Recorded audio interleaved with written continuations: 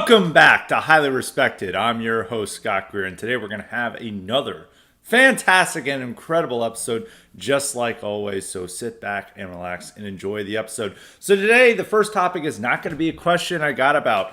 I thought someone would ask about property taxes, but no one did. So we're going to discuss that for 10 minutes because none of the other subjects really got my creative juices flowing. So I'll just go off on this with property taxes.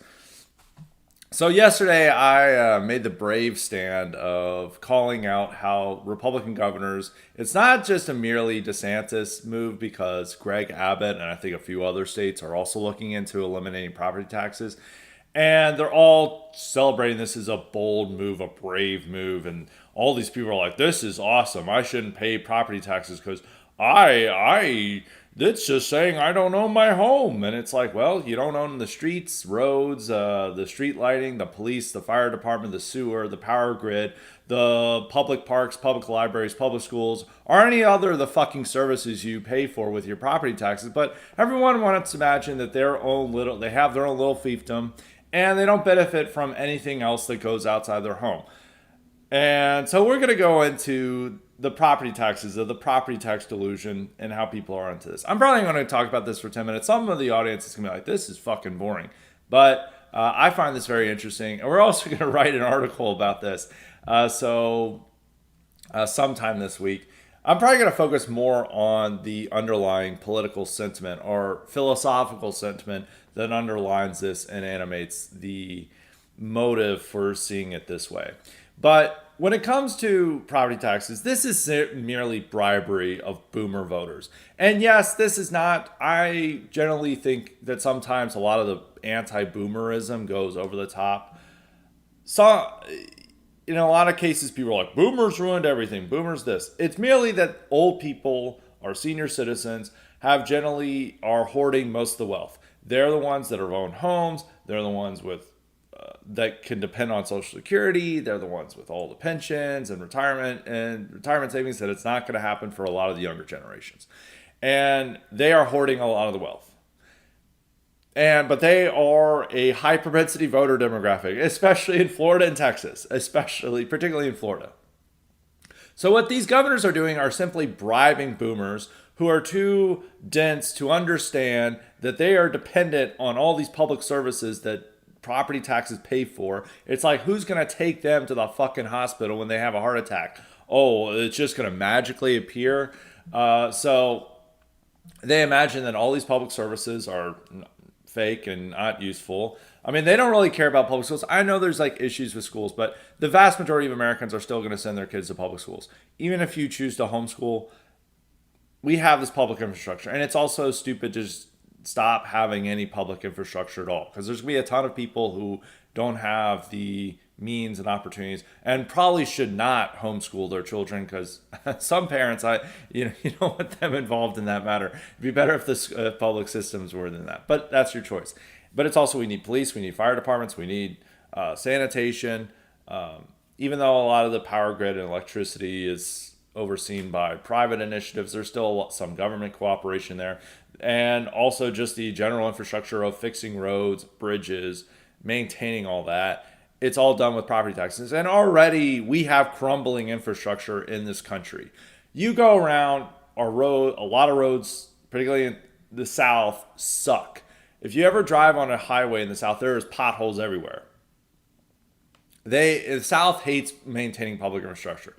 Some reasons, there's some demographic reasons. They don't want public transportation you can see why with Arena Zarutska and other initiatives. And they also don't want the magical elements to head out to the suburbs. I understand that. But they also just don't like any public goods at all. Like, they don't like libraries. They don't like public parks. Like, Texas is like notorious for having like hardly any public amenities. And this is further going to be exacerbated by not having property taxes. Taxes suck. Everyone hates taxes. But with property taxes, you can at least see the benefits immediately around you. It's like, this isn't primarily the tax that's going to pay for welfare. It's not the tax that's going to promote LGBTQ rights in Africa. This is not the tax that's acting as wealth redistribution. This is paying for services that you directly experience when you walk outside your door. And to take that away is just further reducing the quality of life in America, further reducing the availability of public goods and public services in this country, and making this a worse country just so boomers can retain even more of the wealth. And yes, it's not just merely boomers, it's a lot of other people. That's it. Now, I understand that some people are paying too much in property taxes. There are reforms that can be made to look into why certain areas are paying more in property taxes. And this is not an equal matter. It's, even though these are states mandating this is, property taxes are set by the locality. So some counties and some cities, they have much higher property taxes than others. The DC area is notorious for high property taxes in a lot of these areas. And it is kind of BS what happens, but it also, by having property taxes, it also is able to ameliorate home prices as well. If you eliminate property taxes, they're going to start assessing some huge lump sum on the home you buy. And they've done this in a few states. Like they used to do this in Nevada. You would pay this huge lump sum with your home, but then they realized like the public services sucked, and it also prevented people from buying homes. As like for people, like it's human nature. With if they see the house is a certain affordable price, they're like, oh, pay for it. But if it's like an additional $100,000 or some lump sum to pay property taxes in the future, or some tax of some sort that they pay on the price, people are going to be less inclined to buy homes. And we already have unaffordable homes for people, early home buyers. The issue with homes is getting people, is making them affordable enough for people to buy, not so boomers can even accumulate more wealth from their homes. So I'm generally opposed to a lot of the boomer hate, but this is an issue that it's totally further increasing their wealth at the expense of the public, good. And I think it's rather stupid. If you want to go after taxes, go after the income tax. The income tax is what's used to pay for a lot of the stupid things in our country. And it's also exorbitant. You don't see the direct effects of it. If you want to go after taxes, go after the income tax. We do need serious reforms for it. Generally, I'm not one of those people who goes as far as saying we need to eliminate the income tax entirely. I think it just should be a lower flat tax, simplified. You know that you're going to pay 15 to 20%. You pay it. There you go. Fewer loopholes, but it's a lower rate. There you go. You paid it. That's it. Easy peasy. Taxes are a pain in the ass. Everyone hates it, but it's primarily income tax. Private taxes are a lot simpler. It's like, here, they send you a bill. It can be a pain in the ass, but guess what? You're not having to figure this out all out in your own life with income tax. So if you want to, I understand anti-tax sentiment, but it's directed against the wrong tax. It's directed against the property tax, where you have direct, immediate benefits in your local community instead of the income tax. But both Texas and Florida do not have state income tax, so they can't eliminate that. So this is why they put some property taxes. If I had to guess, a big reason why they have high property taxes in some areas in Texas and Florida, it's because they don't have a state income tax. But you need it. There's reforms to be made at the state level, but just straight up eliminating it is bribing boomers who are high propensity voters, who already have tremendous amount of political power, a tremendous amount of wealth, and you're further rewarding them at the expense of future home buyers, at public services, and really just the entire public itself. But people have this mindset because of the political philosophy of fuck you, I got mine. Sometimes fuck you, I got mine is good. Is that sometimes they want to redistribute your wealth to low-income housing and other stupid stuff that you shouldn't subsidize. But at the same time, it's almost saying to the entire public, fuck you, I have my own little castle and I don't care about the world beyond it. Now, this is an understandable sentiment when we're in the 19th century and you don't have any public services. There's no police department, there's no fire department. You are out on your own farm, largely taking it responsible for yourself. And it's also when you're participating in your community, you are directly responsible for it. You are out at the town hall meetings, you are out participating in the local militia, you have a stake in this. So, whatever in community involvement you have, you are directly involved in. But anything else, there's not some impersonal force you're paying to maintain the shitty muddy roads or whatever that you have. There's not a fire department. There's not a public school. Or in a lot of cases, some areas we're beginning to build public schools, but you have far fewer public services even at the local level. And I've known that there's hardly any at the national level except for the post service and the military. But this is not the 19th century. This is the 21st century where every single person is dependent on these services delivered by the federal government and the local government.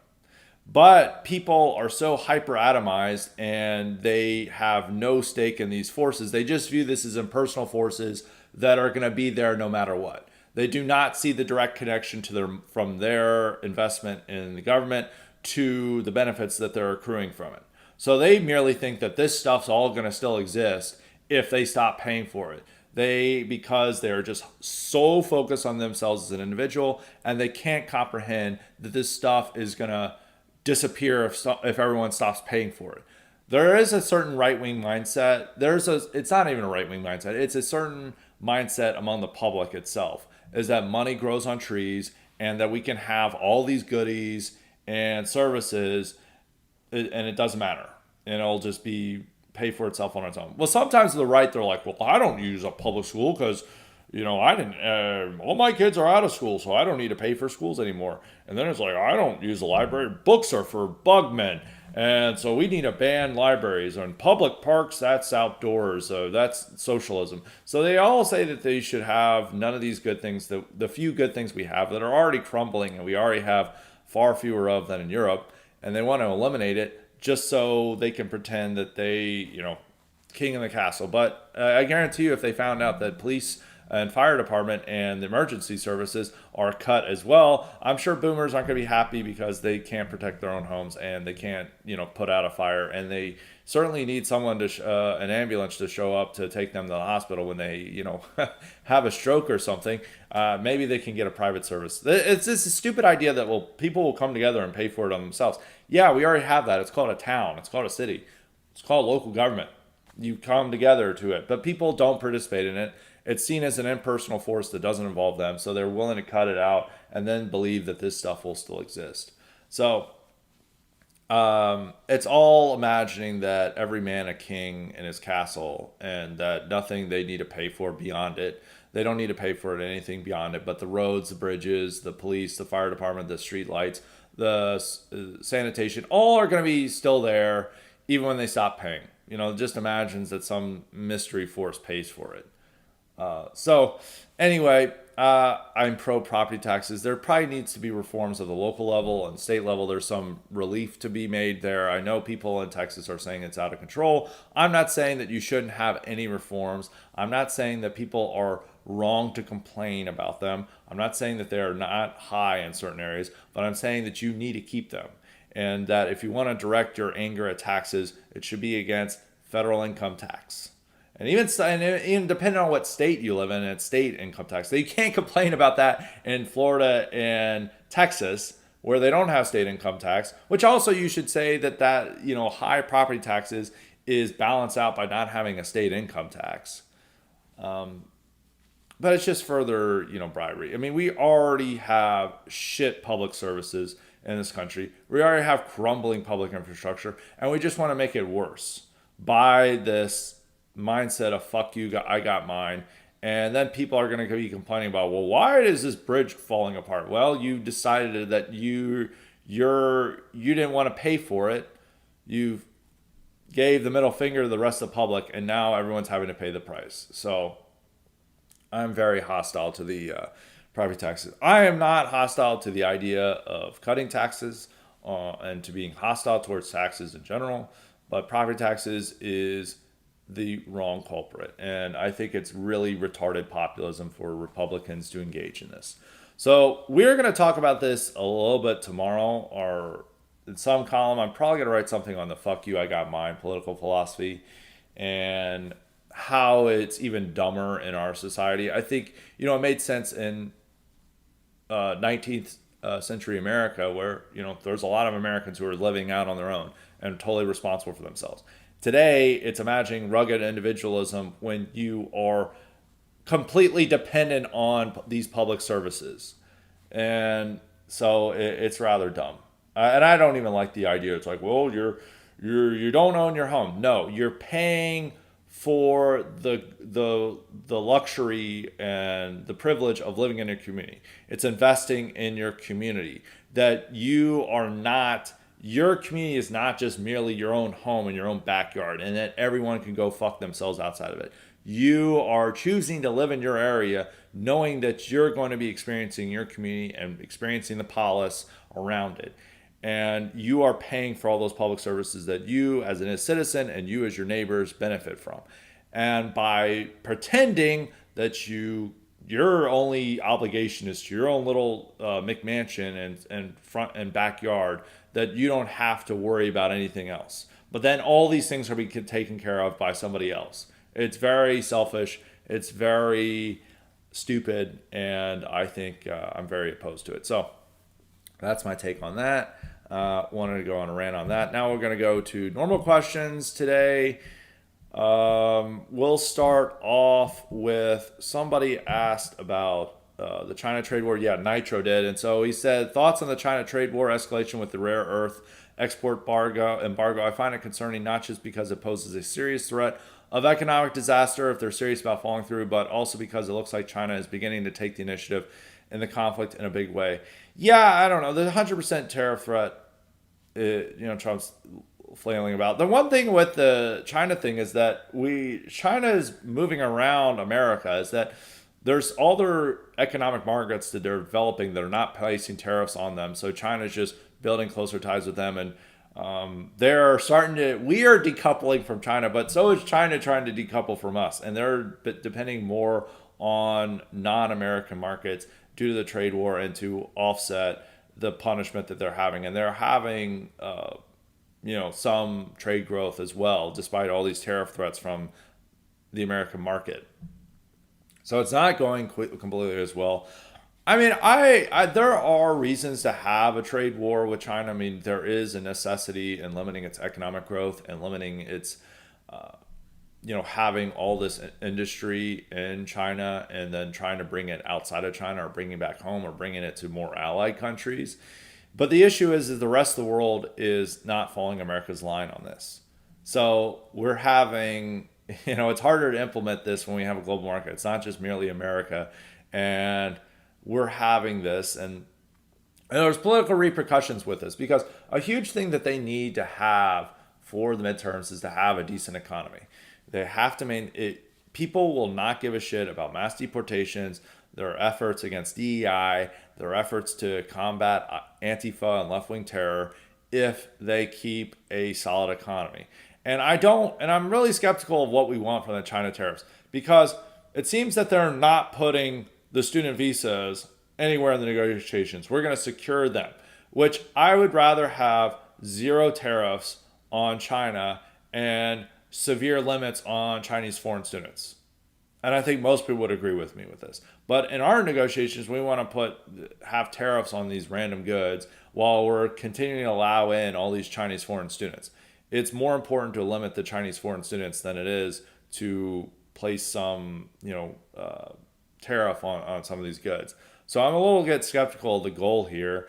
And I think you're also the problem with a lot of the tariffs, even though we did not have, I keep making this point where people were like, oh, it's only going to impact the fake economy, not the real economy. In fact, the tariffs actually had a big impact on the real economy, because factories and other places that were expecting to have a huge hiring bonanza actually cut hiring, froze hiring, because they either, economic uncertainty that they didn't want to make the proper investments due to tariff concerns. Two, that they are dependent on some of these goods from countries hit by tariffs, and so it's creating higher costs for them.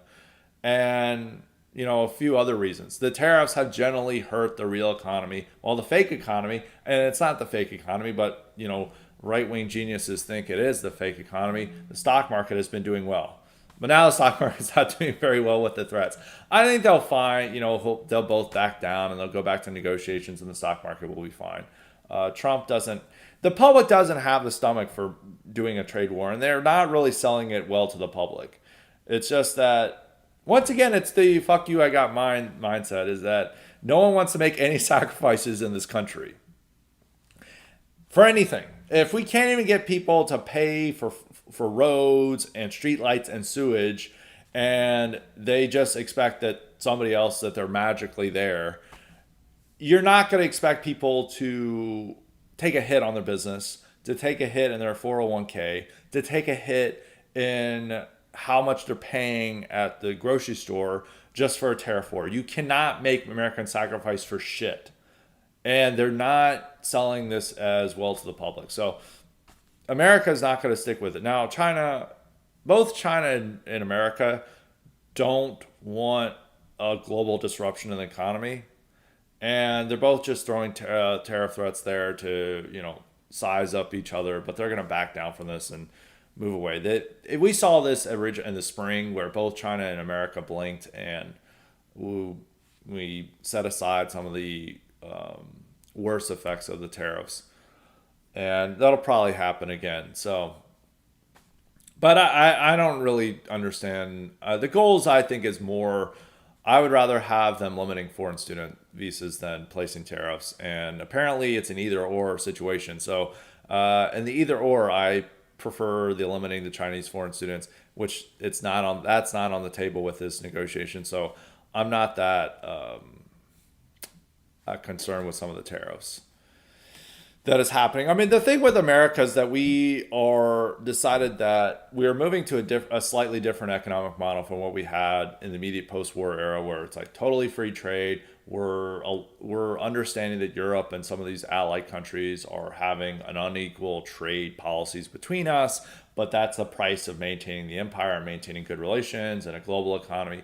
But now we're deciding to move away from that, and we're wanting to place more demand what's ours from these countries, particularly Europe and Japan and South Korea, because we feel that they've taken advantage of us long enough. So we'll see how it plays out, but it is an interesting model. I'm not saying I'm opposed to it or critical of it. It's just interesting that Trump is pursuing this. So let's see who else we got. We got Concerned Citizen. Is there any chance that Trump wins the Nobel Peace Prize for ending the war in Gaza? Well, he didn't win it this time, but I guess it happened after. Maybe he wins it. I don't think they're ever going to give the Nobel Peace Prize to Trump. They just don't want to. These guys running it are full-on libtards. They don't want to give Trump the Nobel Peace Prize. So, but Trump absolutely wants it because he wants the prestige. It's like becoming president. He wants this honor and status that comes from this. And winning the Nobel Peace Prize would be a huge win for him. I think, compared to what they usually give, I mean, it's a stupid award. I actually generally don't like the Nobel Peace Prize. I think we should undermine its global status. It is all these European libtards who reward generally left-wing activists and politicians and other people with this. I mean, Obama won it for doing nothing, for just being black. It was an affirmative action award. I think the real answer to the Nobel Peace Prize is stop stressing its importance and stop caring about it. Unfortunately, that's not going to really happen. People really still care about it, but we shouldn't allow these Scandinavians to have all this power over what we want. And people always do things like, I hope I get the Nobel Peace Prize. We should just say this is a dumb libtard award and not care as much about it. But Trump definitely cares about it. So that's it. Second question, will Letitia James go to jail concerning what she did to Trump and VDare? I'd say she's one of the greatest villains and deserves whatever is coming to her. I'll never forget seeing her on video shouting that the Trump admin is too male, too pale, and too stale. Yeah, she is terrible. It would be great if she goes to jail, but I have a lot of my skepticism about it because this is being carried out in a blue area, blue district. The charges, I think it depends on where you charged her. If you charge her in a red area and we're like, this person's a horrible libtard and whatever, you probably could get guilty. I don't think you're going to get a guilty verdict here against Letitia James. Comey is directly guilty. Comey is like straight up guilty of his crime and what he's accused of. It's open and shut case. Letitia James, there's a little bit more ambiguity to it. I mean, she did do something wrong, but whether a grand jury or a jury itself is going to agree with it in a blue area, I would be very skeptical of it. And they've had problems with grand juries upholding these indictments before. So I would say Letitia James going to jail. I would bet on it not happening. Now it could happen. It could happen. But even with the severity of it, I think even in some ways, if you took like a plea deal, you just pay a fine. These are like kind of common crimes that some people do. But we'll see. My guess is no, she does not go to jail. But the fact is we're making her pay a price for going up against Trump. She's now having to spend a lot of money on legal fees. She's now having to deal with the stress and pressure of dealing with these charges, of being indicted, and having to go through that process is a pain in the ass. And this is what they made Trump go through once he left office. And he might as well make these people go through it as well, because Trump was charged with bullshit stuff as well. So might as well just make his people who are legitimately bad, like Letitia James, go through it as well. But so there's still a benefit to going through this process because it makes them pay the price for their actions, even if they don't go to jail. So I still support it, but I do have my skepticism. I would not bet on her going to jail. But I could be wrong. Sharecrop's got a question. Sharecrop asks, hi Scott, do you think it's important for Trump to build great architecture like his new arch in DC? Also, are there any hidden gem locations or areas you suggest if I travel to DC? I've never been, but we'll go for America 250. P.S. Your Cortez episode was really interesting. Great episode. Thank you for liking the episode. Hidden gems are locations. It's just the standard stuff. I mean, it's like the National Mall, some of the monuments. It's just cool seeing all the buildings in Rome. I mean, you get the Romanesque architecture and other things. I would not say DC has a lot of hidden gems. It's pretty much the standard gem locations and other things you'd see. It's not as you wouldn't say it has as much of a developed local culture as say like New York City or Chicago or elsewhere. I mean, it's always been a transit city, and it's only been built up over the last, since the aftermath of World War II, and it's only been building up even more. So it's generally the standard stuff with that. But with the great architecture, I mean, it's kind of cool to have the Victory Arch. That's cool. But some of the ways they're trying to build statues and other things, they're trying to do this garden of heroes of some sort. And I've seen some of the statue designs. Let's just say they're not very good. We have lost the art of making great statues. Some people were making fun of the new Aretha Franklin statue. I think it was put up in Memphis. And it's terrible. But all new statues look stupid. You can see this with like the statues of athletes they put outside football stadiums. They're really bad. So it's definitely going to be the case with some of these statues that they're wanting to do in the Garden of Heroes. They're not very good. So you'd worry about that. But I think with architecture with non-human figures, they would probably do good. But I don't think it's that important. It's just a nice thing to do. But I like that the right is like, we need to build all these victory arches and statues, but we also need to eliminate property taxes. So, you get some new victory arch while there's no road connecting, while the road crumbles connecting to it. I mean, that's obviously not going to happen in DC in these blue areas, but it is funny with like, we need to have a Mars colonization project, but we need to eliminate taxes outright. Somehow we're going to pay for this. Also, we need to ban banks and other things, but we'll have a successful economy without that. But you wonder about these theories. I mean, I'm not opposed to it with the answer to this. It can be cool. I probably am more supportive of the architecture than the statues that we would build. So that's my answer to that. Let's see who else we've got. Ken's got a random question. He says, "Is Alice in Chains bad and why?" Now they're fine.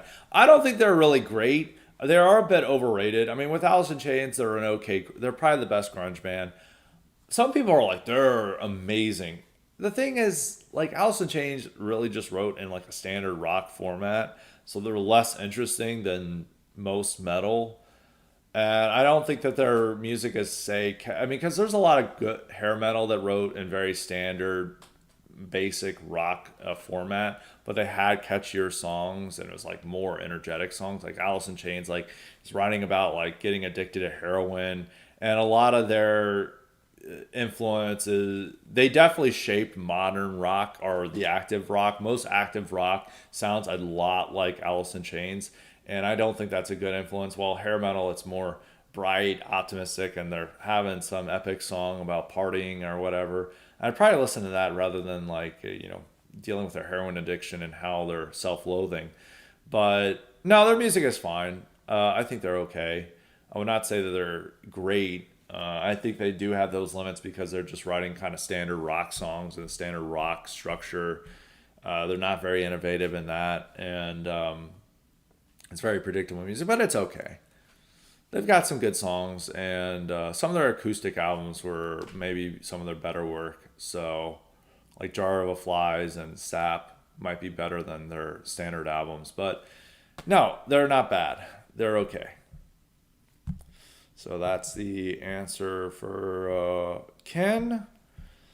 Flores has got a question. He said, "Scott, you've mentioned a few times that it's better for the normies to be distracted by sports betting, the NFL, and other sorts of bread and circuses than for them to be involved in politics, since they usually just become rabid enforcers of liberalism, like in 2020 with BLM and COVID.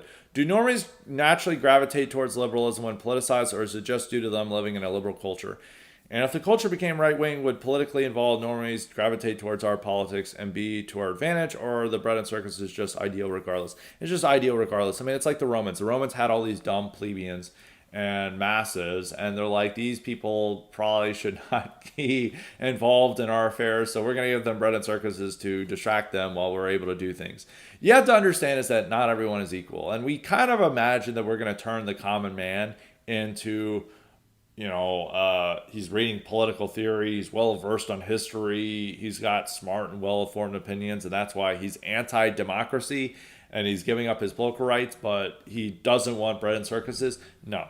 The average person, it's better for them to focus on bread and circuses. Even a lot of right-wing people who are on Twitter, I think it would be better for their lives to focus on the NFL than on their extreme autistic politics, because it seems to just make them miserable, and it just wrecks their brain and other things. So I generally think that bread and circuses are ideal regardless. The issue with it is that they force everyone to admire the bread and circuses. There should be an understanding that, not everyone's going to get involved in it, and there's going to be different gradations in this. And, we're not all having to subject ourselves to bread and circuses, but we need the bread and circuses for the masses, as you're expecting too much of them to be, if we take away the bread and circuses, they're all going to be instantly smarter, instantly more based, and instantly, ready to take down the system. Most likely it'll just be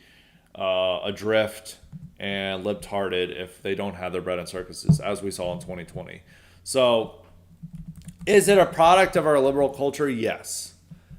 I mean, if you look at going back to my normie historical consciousness piece, is that this is like the standard way of viewing things, is that John Brown's a hero, Martin Luther King's a hero, civil rights movement was awesome, white racism is the worst thing in the world, and so this is just average normie thinking, even among conservatives. And so imagine when they're not entertained and they're not fixated on other issues, where they're going to turn to. They don't have that deeper grasp or a type of they don't have an inherently based worldview. They can have right-wing instincts and right-wing prejudices, and I'm using prejudices not to denigrate, but just to say what they're like. They have this mindset and outlook, but It's generally it's a lot of that base worldview is alien to how they normally think, and so they live in a liberal culture. That is the normie standard. And in order for them to get beyond it, it's not you're unlikely to get them beyond it. So it's better just throw brand circuses their way, and then we're able to do cool things and right wing things, regardless of what the normies think. So that's my answer to that. New England Refugees got a question. He said, Scott discussed the Katie Porter interview fiasco and all the subsequent videos of her treating her staff like trash. Is this unique to her, or do most female Congress people abuse their staff? It's actually incredibly common among female Congress people to abuse their staff, particularly among Democrats. Like Klobuchar is notorious. She threw binders at people and threw staplers. And it's also common with a lot of the Republican staffers. I know I've heard about Nancy Mace and a bunch of other backbenchers. It's generally women in power generally treat people like shit, and they don't, much more so than men. Men have an understanding that a guy could fight them if they treat them like shit. And also, sometimes it's a little bit too much simping. They're not going to berate women. They have a type of gentlemanly attitude. Sometimes it goes too far into simping. They're generally going to understand their power and understand the responsibilities and consequences for that. They know that if they cuss someone out, that person could go very well, beat the shit out of them if they're a guy. Now, some male bosses are bad, but there's more of a responsibility with it. Women have no comprehension of violence. They know that they can just go off on people and that they're not going to do anything. And that's why they abuse their power. And Katie Porter is a fat woman, and generally fat women are worse people than... Really fat people are worse people than healthier people. That's actually a given. It's by being fat, you're demonstrating your moral qualities. I mean, sometimes people work hard to not be fat, and maybe they have situations. But generally, as a rule of thumb, fat people are worse people than skinny, healthy people. And Katie Porter is a big fat woman who, they celebrated her as this base fat woman who's telling it like it is. But to have that type of personality, you're going to be a crappy person. And generally the women who get involved in American politics are power mad psychos. Look at what the women on the right-wing side, who are all nymphomaniacs and, crazy people. And then on the liberal side, it's all just power mad fanatics like Klobuchar and Porter who just want to abuse their staff. And they all do this. So it's very common with female lawmakers. It's not all of them, but it's more common with them. And I think it's it's just a matter of women in power, is that women feel they can abuse their power and there's no consequences for them. Men realize that if they're cussing people out and they're treating people like shit, that one, there's a culture that they could be Me Too'd or to pay the consequences for it. There's not a Me Too standard for women. Women can actually sexually harass men and the men get punished but if it happens with the men, because admittedly it's rare, but generally the women in power have a higher sex drive than ordinary women, so they're more likely to do that. But they, with men, it's obviously, you're going to get Me Too'd and you're going to face consequences for it. But women, they don't face any consequences for it. And so for most of society, women they're able to do things without consequences, while men always know that there's consequences for their actions, direct consequences for their actions. So they're more willing to abuse their authority and be more arrogant and head charging in their way than a lot of men. And it's just a matter of women who gravitate towards politics. They have some screws loose in their head, and they're more likely to act that way. So that is my take on that. Kingslander's got two questions. His first question is about Bernie. He asked in a lot of ways. One thing I have to say is just ask. You don't submit essays. Just write a question. He asked about Bernie. Bernie managed to win the 2016 Democratic nomination and spooked Capitol into begrudgingly backing Trump, followed by a Trump victory. What do you think the cultural impact would have been? On one hand, leftists could have been potentially even more crazy and die of wokeness. Actually, I'm just going to say that that's the one question. And then he had a two-part where it's I don't know But if Bernie had been nominated in 2016, do you think Trump's electoral victory would have been smaller? So those are two questions. Would people have backed Trump, capital back Trump in 2016? And if Bernie had been nominated, do you think Trump's electoral victory would have been smaller? They probably would have begrudgingly backed Trump, but I don't think it would have had that much of a cultural impact because culturally, this is not dictated by corporations. This is dictated by just social sentiment in society. And if in the 2010s, people were hyper politicized and there was a extremely woke media culture that was able to enforce these standards on corporations.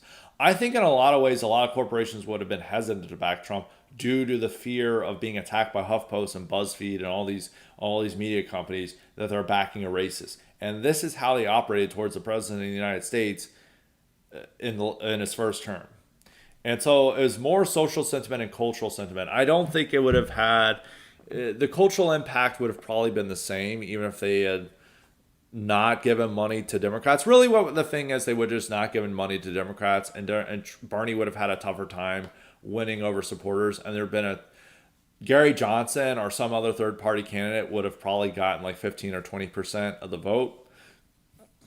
There have been a lot of third party candidates probably getting a mix of third party candidates probably getting a fifth of the vote, but Trump would have ended up winning.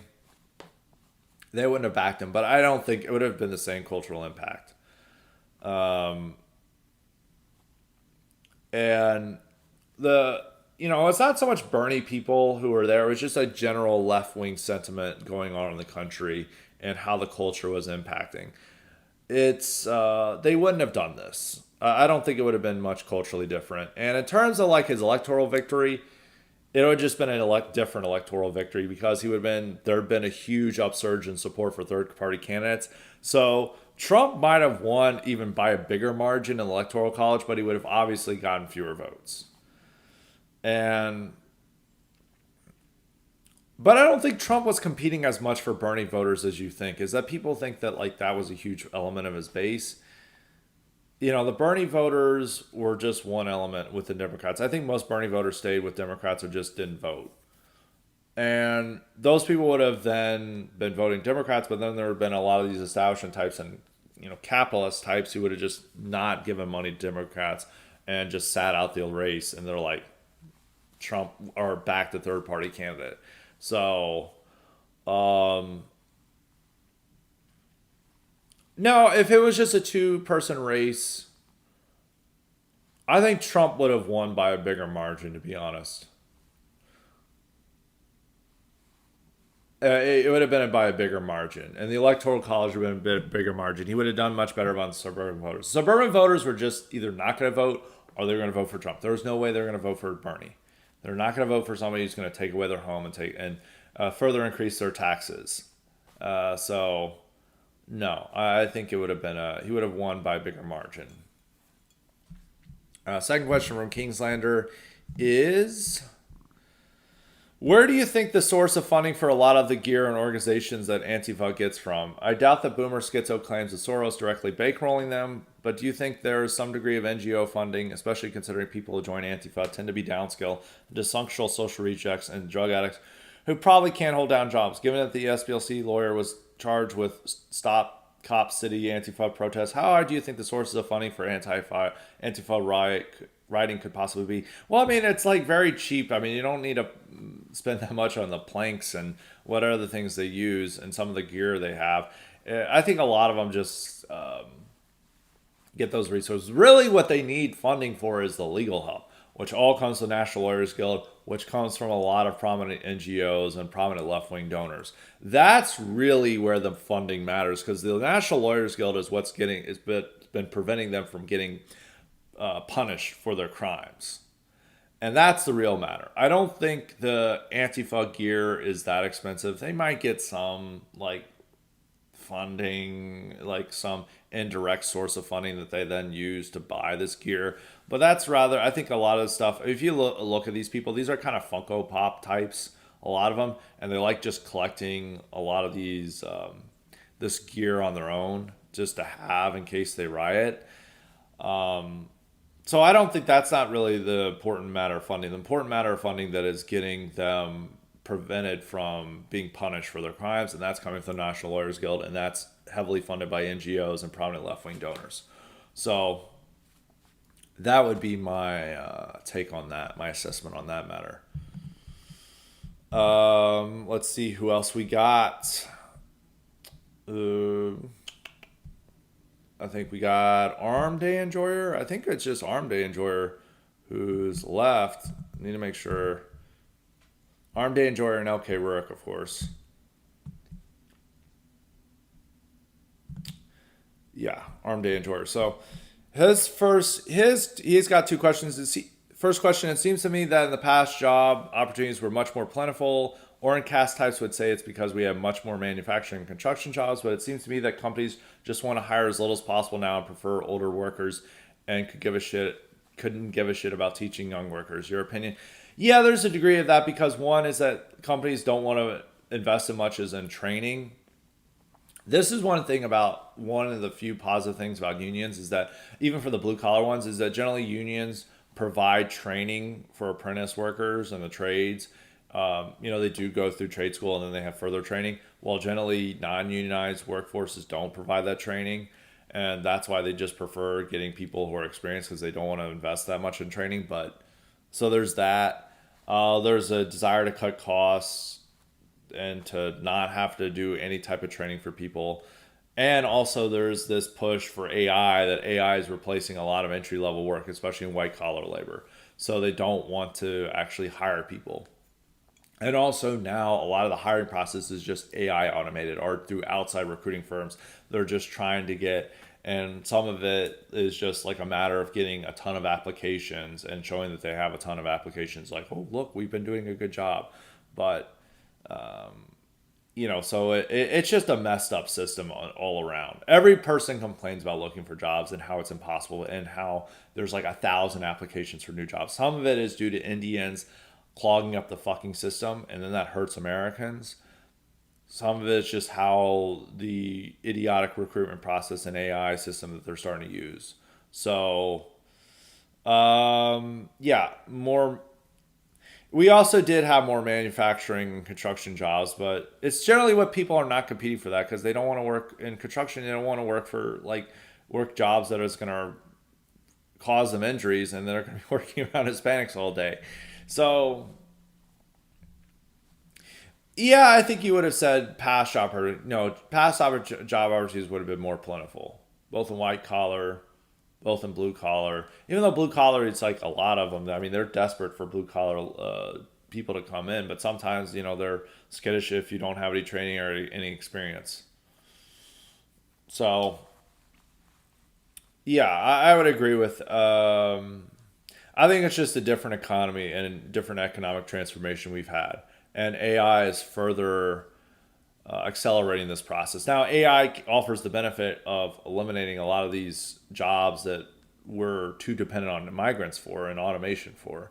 But it also comes with the risk of eliminating a lot of these entry level jobs for recently college grads and people without a lot of job experience. So, a second question. As you mentioned, the online right is starting to shape the opinions of some Zoomers. Could it get to a point where even large numbers of middle class, SEC frat bros, and other middle class youth from conservative families are opposing the GOP candidate because certain podcasters said so? A little bit, but it's always going to be a fringe element. These people are either A, weren't going to vote in the first place, B, are going to vote for the right wing candidate even as is. It is one funny thing about our space is that our space is like we're red pilling people, and it's like all the red pills are like making them more apathetic and less inclined to do anything. It's like, okay, it's all useless, it's all controlled, it's all rigged. I'm just gonna get more red pills and then sports bet. Some of that is the case with some of it, but I think for a lot of these guys, they aren't going to vote in the first place, or they're going to vote Republican. I think these guys, they sometimes a lot of this stuff with the red pills is that it's surface level red pills. They'll say this stuff in private conversation, but is it impacting their how they live their life? Not that much. And they were either not going to vote in the first place or it's not going to impact their vote. I don't think it's going to have enough of an impact to affect elections. Now, I do think the fact that broadcasters are turning on Trump has the potential to be a problem in 2028. And 2026, their audience isn't going to show up anyway. It's the midterms. They don't show up. But they will show up for presidential elections. I think losing the broadcasters could have an impact in 2028. And they could shift to the left depending on who the candidate is. So a lot of those guys could, if all their podcasters or favorite podcasters are supporting the left-wing candidate, that can have an impact. Now, if they're just being apolitical and not supporting any candidates, I don't think it's going to make that much of an impact. But it could have an impact if they shift to like AOC or somebody.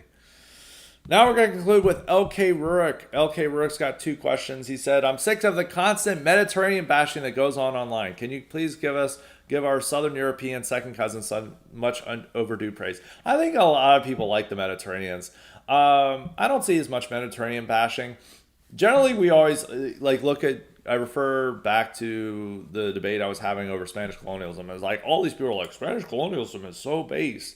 The Spaniards and Italians and Greeks are awesome. Most people are generally favorable to the Mediterraneans.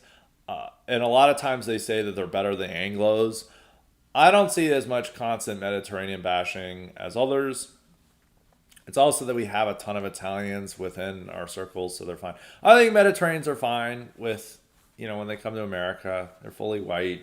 It's okay. Sometimes they get a little bit annoying talking about the superiority of their individual culture, but it's okay. Everyone does that. So they're fine. We like our Italians. They generally are pretty right-wing conservative, and we have a ton of Italians within the movement. And so they're okay. We're not having any brothers wars over here. The main reason is that sometimes Mediterraneans then try to compensate and try to claim that they're superior to Anglos or Nordics, and that's rather dumb. I still see more anti-Anglo, anti-Nordic posting than anti-Mediterranean posting. So a second question, blackness alone is enough to hate rap and jazz, but he also claims, LK Rurik claims that they're very androgynous. Take other genres. Rock and all its derivatives are clearly masculine. Pop and its variants are feminine. Rap is the ultimate ideal music for woke Ameriquan, distinct from American elites. It's literally for coal, black transvestites. Is this me having a schizo moment, or do I have a point? I'd probably say you don't. I'd have to disagree. Rap has traditionally been almost comically very masculine. It's like these guys, it's a caricature of masculinity. In a lot of ways, it's more masculine than rock music, and I think it's why it's replaced rock music as for a large part of the time as the chief guy music.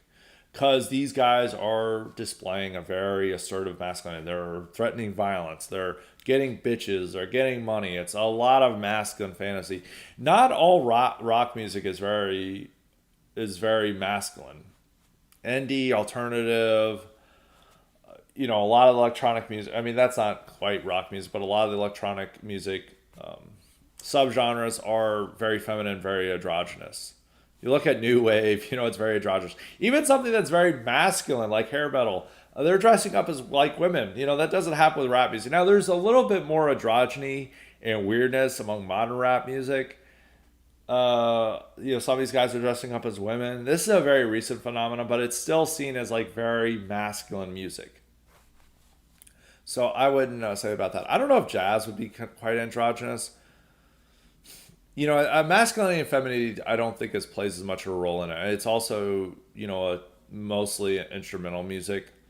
So I don't know if it's very androgynous, but on the rap side, I would not describe jazz as androgynous, but I would absolutely not describe rap as androgynous. It's traditionally extremely masculine, and that's why one of the reasons why I displaced rock music as the chief guy music. Especially when rock music in the 90s started becoming more whinier and, with grunge and the alternative rock and much more feminine and much more insistent on being androgynous, while rap music had an almost cartoonish, overt masculinity to it and not even appeal to white suburbanites. And also there's even the very masculine rock music is seen as weird or pearl-coated. So some people don't want to listen to that. So that is my takes for today, and that is it for Highly Respected on this holiday of Happy Columbus Day. We forgot to wish a Happy Columbus Day. Yes, we did not take the day off because I don't want to have a 3-hour mailbag on Wednesday, and it's also easier for me to just record a podcast answering people's questions than writing out answers to questions. So we have that. We're going to have more great content this week. Hopefully we do something on the property, more on the property taxes, and fully fleshing out my thoughts on that and the underlying political philosophy. So be on the lookout for that. So until next time, stay respected.